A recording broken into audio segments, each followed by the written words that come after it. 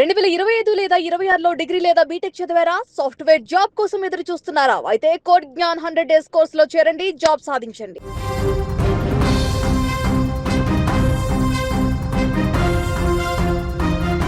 దేశ రాజధాని ఢిల్లీలో అత్యంత కలకలం రేపిన సీనియర్ ఐఆర్ఎస్ అధికారి కుమార్తె హత్య కేసు ఇప్పుడు ఒక కీలక మలుపు తిరిగింది. అధికారి ఇంట్లోనే నమ్మకస్తుడిగా పనిచేస్తున్న వ్యక్తి చివరకు ఆ ఇంటి దీపాన్ని ఆర్పేయడం సభ్య సమాజాన్ని విస్మయానికి గురిచేస్తుంది. ఈ కేసులో ప్రధాన నిందితుడు రాహుల్ మీనాను అదుపులోకి తీసుకున్న పోలీసులు అతన్ని విచారిస్తున్న కొద్దీ విస్తుపోయే వాస్తవాలు వెలుగులోకి వస్తున్నాయి. ఒకవైపు దర్యాప్తు వేగంగా సాగుతుండగా మరోవైపు నిందితుడు పోలీసుల ముందు చెప్పిన విషయాలు ఇప్పుడు హాట్ టాపిక్గా మారాయి. అసలు ఆ రోజు ఏం జరిగింది?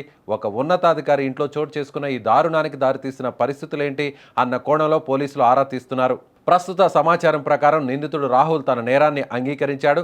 అయితే తనకు ఆమెను చంపాలన్న ఉద్దేశం ఏమాత్రం లేదని, అంతా అనుకోకుండానే జరిగిపోయిందని పోలీసుల ముందు ఒప్పుకున్నాడు. తాను కేవలం డబ్బు, నగలు దొంగతనం చేయాలనే ప్లాన్తోనే ఆ ఇంటికి వెళ్ళానని, కానీ పరిస్థితి చేయి దాటిపోయిందని చెప్పుకొచ్చాడు. ఆ అక్క గనుక నేను అడిగినప్పుడు డబ్బులు ఇచ్చి ఉంటే ఈ రోజు ఇలా జరిగేది కాదు అంటూ నిందితుడు విచారణలో పేర్కొన్నాడు. తాను చేసిన పనికి ఇప్పుడు పశ్చాత్తాపడుతున్నానని, కానీ అప్పటికప్పుడు జరిగిన గొడవలో ఆమె ప్రాణాలు పోతాయని ఊహించలేదని వెల్లడించాడు. పోలీసులు అతన్ని లోతుగా ప్రశ్నించినప్పుడు ఆ రోజు జరిగిన భయంకర సంఘటన గురించి పూర్తిగా వివరించాడు. రాహుల్ ఆ ఇంట్లోకి చొరబడినప్పుడు ఐఆర్ఎస్ అధికారి కుమార్తె అతన్ని అడ్డుకుంది. నగలు దొంగిలిస్తున్న రాహుల్ను చూసి ఆమె గట్టిగా కేకలు వేయడం మొదలుపెట్టింది. ఎంత వారించినా ఆమె అరవడం ఆపలేదని, తనను పట్టుకోవడానికి ప్రయత్నించిందని రాహుల్ చెప్పుకొచ్చాడు. ఆ సమయంలో దొంగతనం దొరికిపోతుందనే భయంతో పక్కనే ఉన్న ఒక బరువైన దీపపు స్తంభంతో ఆమె తలపై బలంగా కొట్టినట్లు ఒప్పుకున్నాడు. దెబ్బ తగలగానే ఆమె స్పృహ తప్పి పడిపోయిందని, తాను కేవలం దొంగతనానికి మాత్రమే వచ్చానని పోలీసులకు వివరించాడు. ఇక్కడ అత్యంత విషాదకరమైన విషయం ఏంటంటే, నిందితుడు రాహుల్ మీనా అదే ఇంట్లో సుమారు 8 నెలల పాటు నమ్మకస్తుడిగా పనిచేశాడు. ఆ కుటుంబంతో అతడికి మంచి అనుబంధం ఉంది. విచారణలో ఐఆర్ఎస్ అధికారి దంపతుల గురించి ప్రస్తావించగా రాహుల్ భావోద్వేగానికి గురయ్యాడు. ఆ ఇంట్లో వాళ్ళు నా దృష్టిలో దేవుళ్లతో సమానం. ఆ సార్, మేడం నన్ను చాలా బాగా చూసుకునేవారు. వారు చాలా మంచి వ్యక్తులు. కానీ నాకు అర్జెంటుగా డబ్బులు కావాల్సి వచ్చింది.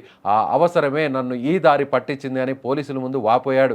దేవుళ్లాంటి వాళ్ళ ఇంట్లోనే దొంగతనం చేయాలనుకోవడం, ప్రాణంగా చూసుకునే కూతురిని పొట్టన పెట్టుకోవడం ఇప్పుడు ఢిల్లీ వర్గాల్లో చర్చనీయాంశంగా మారింది. ప్రస్తుతం కోర్టు నిందితుడికి 4 రోజుల పోలీస్ కస్టడీ విధించింది.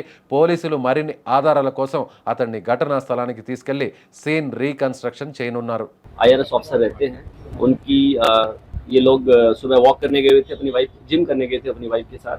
पीछे से कोई इनके घर में आता है और जब ये वापस 8 बजे आते हैं तब देखते हैं कि इनकी बच्ची जो है वो एक फ्लोर पे बेहोशी की हालत में इनको मिलती है। फिर ये उसको तुरंत स्पॉट हॉस्पिटल में लेके जाते हैं, फोर्टिस NFC एरिया में, और वहाँ पे डॉक्टर इनको ब्रॉड डेड डिक्लेयर कर देते हैं बच्ची। जो इनका एक नौकर था राहुल मीना, जिसको करीबन 1.5 महीना पहले इन्होंने किसी वजह से निकाला था, उसके ऊपर जाता है, जिसके बाद में हमें CCTV फुटेजेस भी मिलते हैं और साथ ही बहुत सारे आई विटनेसेस से पता चलता है कि वो सुबह इस घर में आया था। करीबन 6:30 के आसपास वो कॉलोनी में आता है। 6:39 के आसपास वो घर के अंदर प्रवेश करता है और करीबन 7:20 पे वो घर से निकल जाता है। इस दौरान ये घटना उसने की है।